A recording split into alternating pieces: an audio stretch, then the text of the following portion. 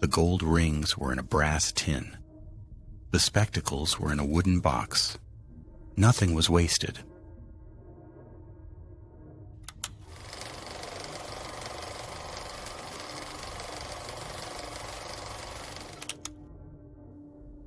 The structural failure occurred on November 14, 1955. A demolition crew, led by foreman Clyde Womack, was stripping the interior of the Oakhaven Rehabilitation Farm. The state had foreclosed on the property 3 months prior. The blueprints indicated a storage cellar beneath the north wing. Womack's sledgehammer didn't hit brick. It punched through rot and revealed a void that wasn't on the county survey. The air that escaped the breach was stagnant. It smelled of rancid grease and industrial lye. Womack widened the hole. He shone his flashlight into the space. It wasn't a cellar. It was a processing floor. Steel catwalks, drainage grates, and large industrial vats bolted to the concrete. At the center of the room, slumped over a workbench, was the body of director Robert Richardson. The coroner estimated Richardson had been dead for 6 days. Cause of death was a massive myocardial infarction. He died working. His hands were still resting on a stack of inventory cards. The ink on the top card was smeared where his head had impacted the desk. The facility had been officially closed for weeks, yet the boilers in the room were still warm to the touch. State investigators arrived within the hour. The Oakhaven Farm was a low-security facility for vagrants and petty criminals, men with no families, men the state wanted to rehabilitate through honest labor. The intake records showed 142 men processed in 4 years. The discharge records showed 142 men released. But the room Womack found told a different story. The facility below the farm was a factory. It was designed for high-volume rendering. The vats were industrial grade, capable of holding 50 gallons each. Pipes ran from the vats to a cooling unit along the south wall. The setup mimicked a commercial soapworks or a meat processing plant. But there was no livestock on the Oakhaven inventory. Evidence collection began at the intake station. Investigators found piles of clothing sorted by fabric type, wool in one bin, cotton in another. Leather shoes were stacked in neat pyramids. They weren't discarded. They were prepped for resale. Tags attached to the bundles listed the weight and grade of the material.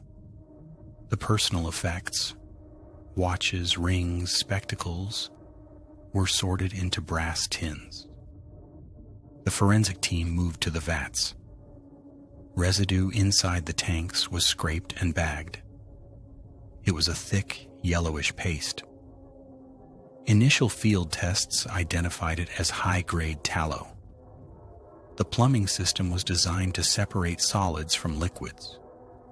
The drains were clogged with a calcified substance that required chisels to remove. But the anomaly was in the volume. A farm of this size couldn't support livestock numbers required for this output. The math didn't work.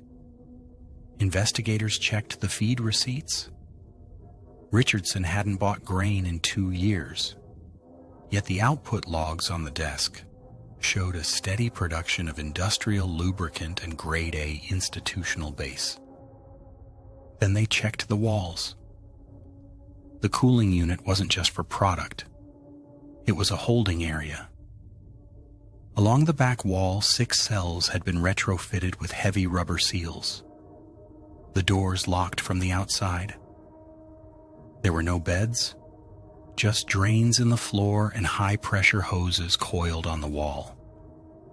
The interior surfaces were scrubbed clean, stripped of paint by harsh chemicals. Inside the 3rd cell, they found scratch marks on the inside of the door. They they were low near the floor. Analysis showed they were made by human fingernails. Embedded in the rubber seal of the door frame was a single human tooth. It had been knocked out with significant force. The investigation turned to the discharge files. Richardson was meticulous. Every man who entered Oakhaven had a file. The paperwork claimed they were transferred to jobs in other counties, but the transfer addresses were non-existent. 1200 Industrial Way was a vacant lot. Smithfield Manufacturing had burned down in 1948. The paperwork was a loop that went nowhere. On the third day, they opened the drainage trap beneath the main vat. It was blocked. The obstruction was a mass of bone fragments and metal buttons. The bones had been boiled clean. They were small fragments, crushed by mechanical pressure. The forensic anthropologist identified a radius, a mandible, and 3 distinct hyoid bones. The scope of the operation became clear. Oakhaven wasn't rehabilitating men. It was rendering them. The honest labor was the intake process. The men worked until they were fit, then they were moved to the specialized training wing. They never came back. Richardson viewed them as raw material, renewable, unclaimed. A search of the director's office revealed the financial motive. It wasn't sadism. It was commerce. Receipts showed sales to industrial supply companies across the tri-state area. Barrels of animal byproduct sold for pennies on the pound. The profit margin was absolute because the acquisition cost was 0.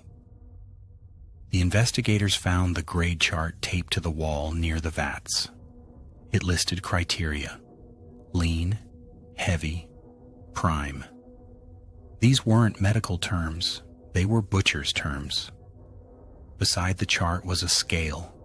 The platform was stained dark. The weights were calibrated to the ounce. In the corner of the processing room, covered by a tarp, was a stack of 50-gallon drums. They were sealed, labeled, and ready for shipment. The labels read, Oakhaven Industrial Lubricant, High Viscosity. The dates on the drums ranged from August to November. The most recent drum was dated the day Richardson died. Investigators pried open the first drum. It was filled to the brim with a pale, odorless solid. The substance was uniform, smooth. It was the result of a perfect chemical reduction. Suspended in the semi-solid mass near the bottom was a metal belt buckle. It was engraved with the initials JD. A cross-reference of the intake logs identified JD as James Dawson, a drifter admitted in October. His file said he was discharged to textile work. The drum was his tomb. The forensic chemist confirmed the substance was human fat, rendered and clarified. The horror was the efficiency. There were no weapons found, no guns, no knives, just the tools of industry. Richardson used pressurized steam and chemical baths. The victims were likely incapacitated, then processed. The lack of struggle marks in the main room suggested they were heavily sedated or already deceased before entering the vats. Toxicology reports on Richardson's body showed high levels of sedative dust in his lungs. He had been handling large quantities of powdered anesthetics. A cabinet in the mixing room contained 50 pounds of veterinary sedative. He didn't fight them. He turned them off. Then they found the rejection pile. In a sealed bin behind the boiler, investigators found materials Richardson couldn't sell. Hair, thousands of teeth, metal fillings, surgical pins from old war injuries. It was a heap of non-rendered debris, a pile of human scrap. Among the debris was a set of dog tags, Cole, H. U.S. Army. Henry Cole had checked in 3 weeks prior.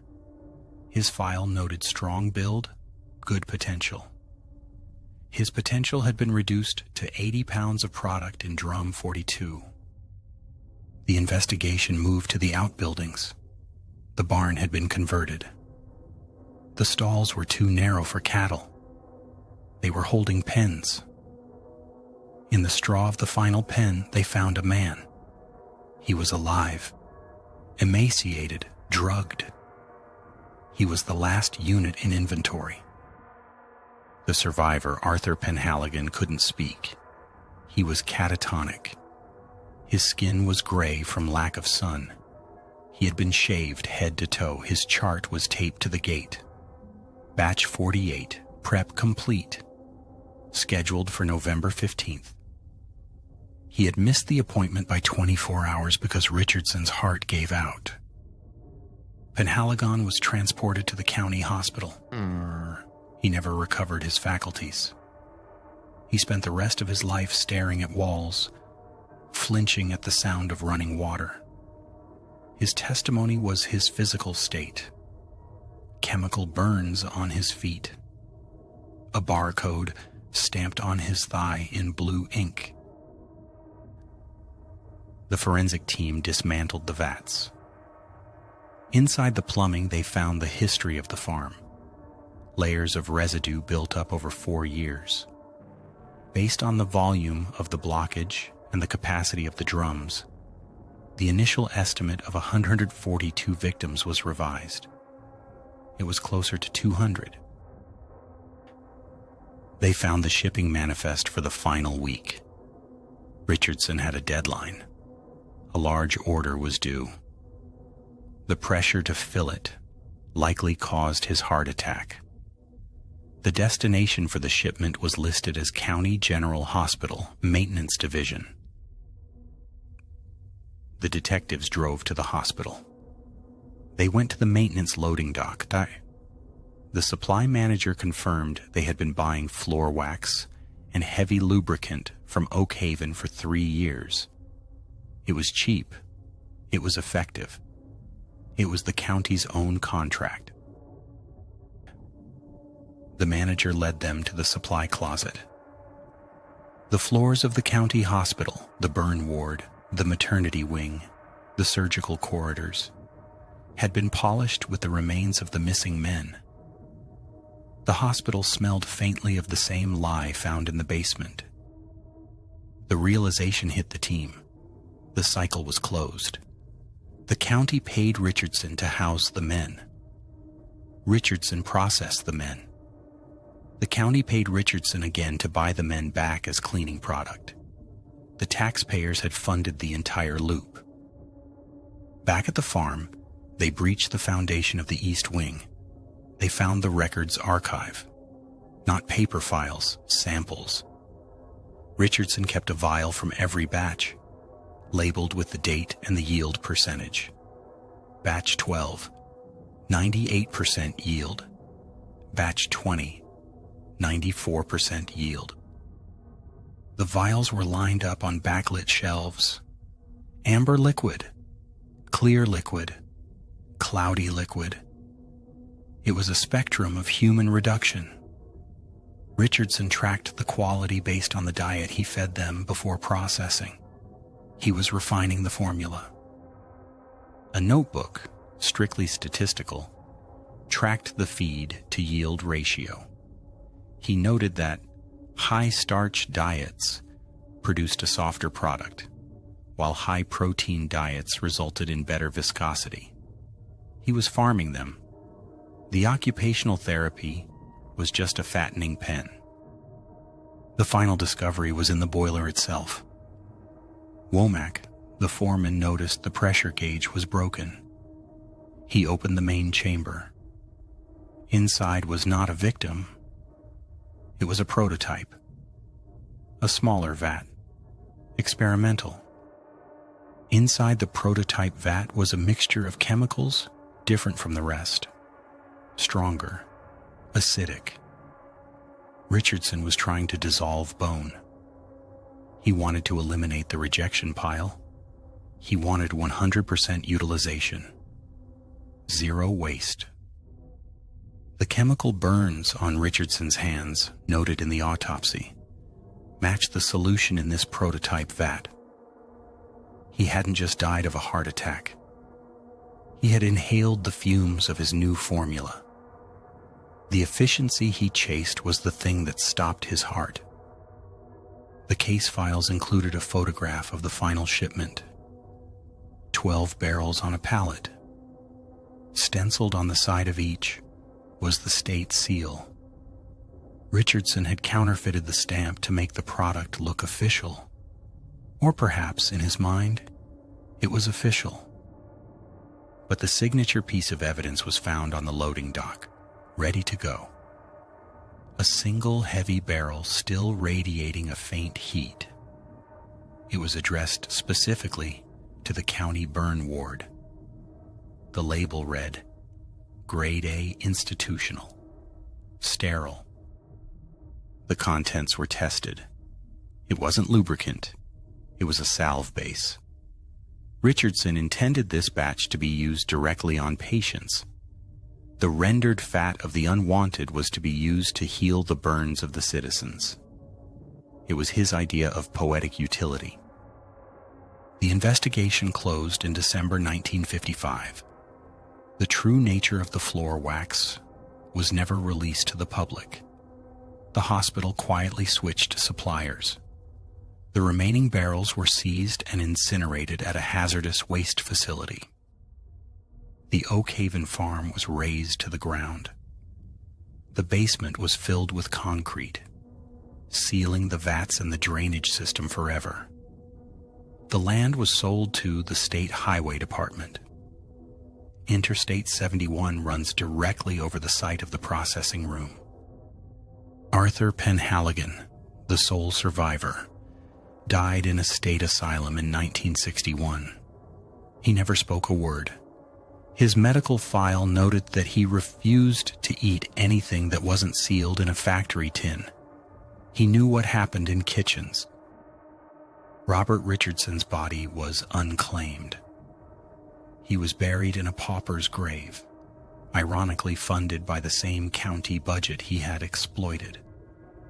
There is no marker, just a file number in a dusty cabinet. The 142 men he processed have no graves. They are gone. Dispersed into the floors of the hospital, the hinges of the doors, and the polish on the waiting room benches. They became part of the institution that failed them.